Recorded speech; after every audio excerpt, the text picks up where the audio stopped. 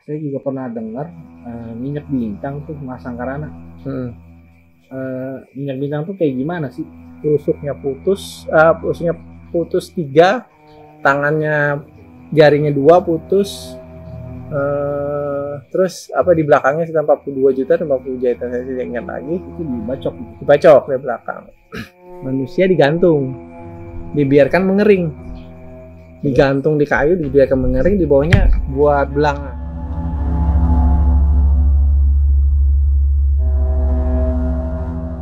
Nah, saya juga pernah dengar minyak bintang tuh masang karana. Minyak bintang tuh kayak gimana sih? Banyak tuh cerita-cerita orang begini udah patah tangannya Sembuh lagi. sembuh lagi. Kalau sepengetahuan saya masalah minyak bintang itu, minyak bintang itu ada dia digunakan untuk luka, ada dia digunakan untuk kedigdayaan, saktian. Nah, kalau dia untuk luka, itu hanya cukup waktu saat dia luka. Misalnya kita patah tulang, jatuh dari motor, patah tulang, dengan menelan minyak itu, selama ada bintang timbul, itu besok pada malam harinya itu tersambung kembali. Oh, itu beneran? Itu ada satu cerita yang saya alami sendiri sih, bukan saya alami sini. Ada kejadian dulu waktu di sebuah perkebunan lah di Kabupaten Kepulauan Baru. Itu ada persisir antara karyawan dengan atasannya. Waktu itu di lapangan orang tersebut, kalau tidak salah dia ada sekitar 4 mata luka. Di belakang leher 1, rusuknya putus 3, tangannya jarinya 2 putus, terus apa di belakangnya sekitar 42 juta dan 40 jahitan, saya tidak ingat lagi. Itu dibacok dari belakang. Kebetulan yang atasannya langsung dari si mandor ini adalah keluarga. Saya waktu itu posisi kerja di sana, di tempat kejadian. Dibawa orang tersebut ke rumah sakit. Dibawa ke rumah sakit, ditangani oleh medis lah. Cuman kalau medis itu dua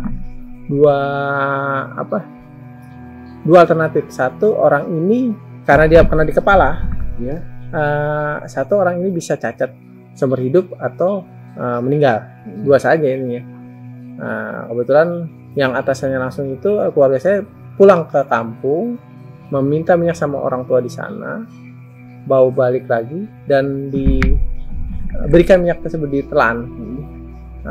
Ditelan, akhirnya hari ketiga orang tuh bisa normal, sudah mata lukanya sudah tutup semua, nggak yang bekas ini operasi udah nggak ada lagi, Nggak ada yang cacat, kering langsung 3 hari 4 hari sudah kering, normal kembali ya? Kering, jadi kulit itu cuma merah aja, kering, jadi kayak kulit bekas luka lama lah. Nah itu minyak bintang itu sebenarnya kalau bintang timbul pasti hidup gitu. Dia apa yang timbul hidup. Cuman kontroversi sekarang minyak bintang banyak sih versi. Ada yang misalnya dari buah keminting, buah kemiri yang dengan ritual tertentu dibuat. Ada juga dari teman juga dari Kaltim, saya tanya kalau menurut mereka minyak bintang itu seperti apa. Kalau mereka katanya minyak bintang itu, kalau zaman dulu, makanya minyak bintang itu turun menurun, nggak ada kita buat ini, nggak, itu dari turun, jadi minyaknya itu udah berapa kali turun. Oh, jadi dia udah dari zaman dulu sampai sekarang. Sekarang. Dan dia kan minyak itu kita ngambil itu kan ada kapas, namanya kapas pertama, kapas bujang. Kapas bujang itu sama botol di situ. Jadi kapasnya kita ambil. Nah, jadi kalau menurut mereka minyak bintang pembuatan pertama itu manusia. Manusia digantung, dibiarkan mengering, digantung di kayu, dibiarkan mengering, di bawahnya buat belanga. Jadi baskom gitu. Baskom. Jadi menetes lah, dia kering itu kan jadi minyak, menetes. Dan minyak itu jadi minyak bintang.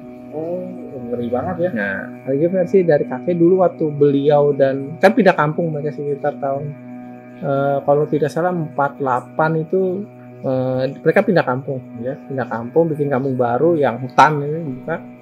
Waktu pembukaan hutan ada ketemu ular sawah, cuman itu sebesar kelapa, Batang kelapa.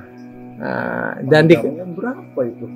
itu nggak ngerti, pokoknya sebesar, kalau cerita itu sebesar batang kelapa, dan di kepalanya ada model kalau di sana ada model tanda plus atau belas sanggar kalau bilang sana. Tanda plus pas di tengah di ini di antara ini ada belas sanggar kayak model mustika, dan itu bagaimana orang dulu bagaimana tidak tahu, dibuat mereka lah, ditangkap mereka terus dibuat mereka minyak bintang juga. Berarti ularnya dibunuh dan diambil minyaknya. Ya, tapi itu ya orang-orang tua lah yang ngerjakan itu. Kita juga detailnya nggak dikasih tahu sama mereka. Dan salah satu syarat minyak bintang harus tidak boleh kalau orang punya minyak bintang itu tidak boleh sama sekali dipegang oleh perempuan. Kenapa tuh? Lukanya kan tambah banyak. Kalau misalnya dia terluka, kita menelan minyak bintang, dan waktu menelan itu pun harus laki-laki memberikan, bukannya perempuan, laki-laki. Selama 1 hari 1 malam itu tidak boleh dipegang oleh perempuan. Jadi kalau dipegang perempuan bukannya tambah bagus, lukanya kan tambah besar.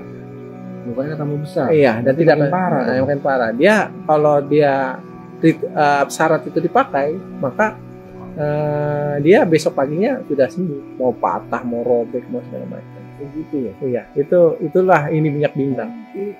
Bu, kalau misalnya nggak boleh dipakai, nggak boleh disentuh wanita, berarti ini hanya untuk pria. Iya, banyak cuma untuk khusus pria itu. Obat khusus untuk pria. Nah, Karena- kalau misalnya wanita yang patah tulang, Nggak boleh, karena itu khusus untuk lelakian, untuk kejayaan sebenarnya, kesaktian. Ya kalau bahasa di sini sih, kalau orang Jawa bilang sama seperti ilmu rawa rontek, kurang lebih. Berarti Cuman dia medianya, kalau rawa rontek kan kita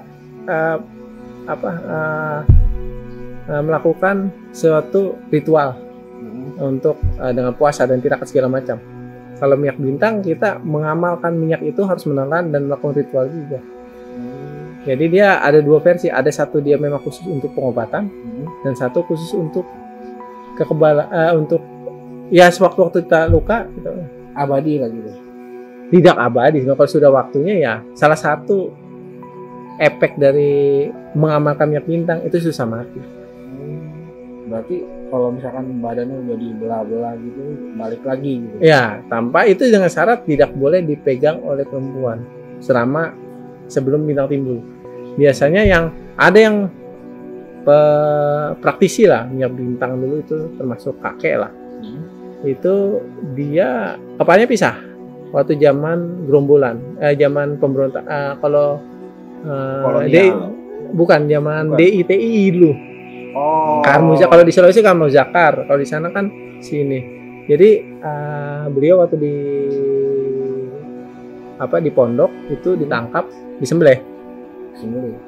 Jadi begitu dia udah meninggal, jadi ketemulah sama istrinya. Jadi istrinya sudah memang dikasih tahu kalau aku meninggal atau tidak wajar. Beda kalau meninggal wajar ya dia pasti akan meninggal karena sudah takdir dari Tuhan, nggak bisa aneh. Tapi kalau tidak wajar katanya jangan aku disentuh, tutupi saja dengan tikar atau sarung jarik itu, tutup saja. Jadi tunggui. Jadi itu kata beliau itu biasanya jam 1 malam, dan dia pasti minta air, mau minum haus. Tapi dalam posisi sudah meninggal, yang tidak bisa bangun itu meninggal wajar. Kalau meninggal kecelakaan, meninggal berantem itu pasti hidup. Kalau yang sudah melakukan amalan tersebut biasanya hidup ya. Dengan asal itu tidak boleh dipegang oleh perempuan. kecuali yang takdir udah Kalau sudah memang sudah takdirnya itu enggak harus mati gitu ya, harus mati sudah. Cuman kalau dia kan kalau di sana kan mati berdarah, ya mati yang tidak wajar. Kalau kita wajar mati sakit atau memang meninggal biasa itu enggak ada yang bisa ini. Berarti waktu saat itu perang mungkin ya. Ya itu memang kegunaannya untuk waktu itu kan untuk perang. Yang waktu untuk kita bertahan diri lah. Oh iya. Menarik ya ceritanya. Tapi saya minyak bintang itu ada temennya, dia kalau di sana ya, kalau di sana ada namanya Siluang Cancang, ada Apa tuh? Siluang Cancang. Siluang cancang. Siluang Cancang tuh seperti minyak bintang, cuman kalau minyak bintang kan bintang jadi, kalau minyak cancang dia jatuh rapat lagi.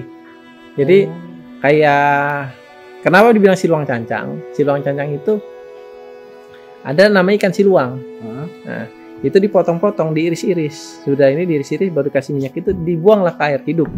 Hidup lagi. Nyambung lagi atau gimana? Nyambung lagi, hidup lagi. Jadi hidup berenang. Namanya siluang cancang. Luar biasa. Biasanya ada temannya siluang cancang atau sambung maut. Sambung Sambung maut maut tuh dia belum waktunya mati, nggak bakal bisa mati. Oh. Walaupun misalkan kayak bunuh diri gitu. Ya bunuh diri dia bunuh diri itu lain. Itu biasanya kecelakaan berkelahi pada umumnya sih untuk bertarung. Iya. Frontal sebenarnya. Frontal ya. Iya.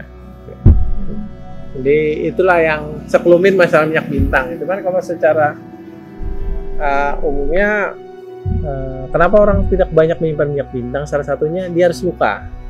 Harus contohnya gimana tuh? Nah gini contohnya, dalam 1 tahun dia yang penyimpan tuh pasti ada patah tulang kah, atau jatuh kah, atau kena parang kah. Ya ini tuh setiap tahun. Berarti seseorang yang menyimpan minyak bintang itu pasti ada aja yang terluka. Ada terluka, anaknya atau pokoknya harus ada yang terluka.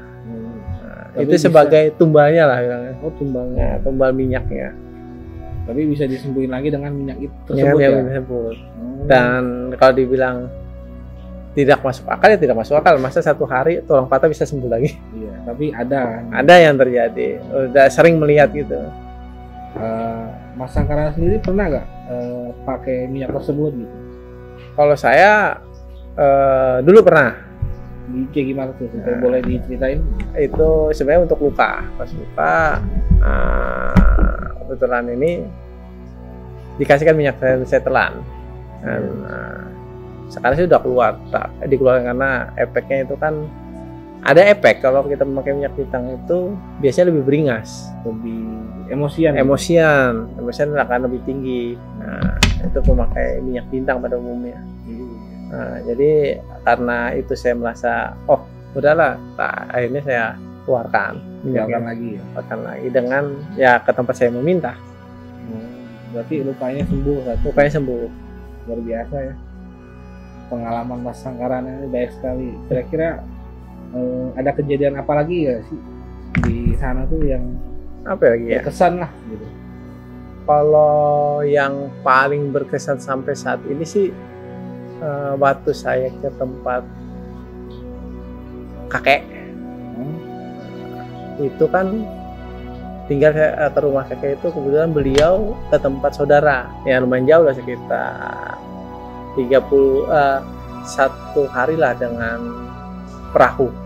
Cuman rumahnya kan 3 ya, di desa lah 3. Jadi berjejer 3. Jadi saya tuh sendiri di situ. Nah, pada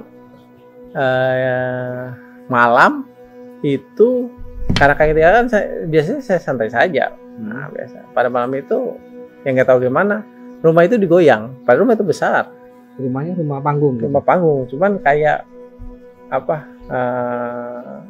Kayak digoyang seseorang. Bergoyang kayak modelnya apa ya? Gempa bumi. Gempa bumi.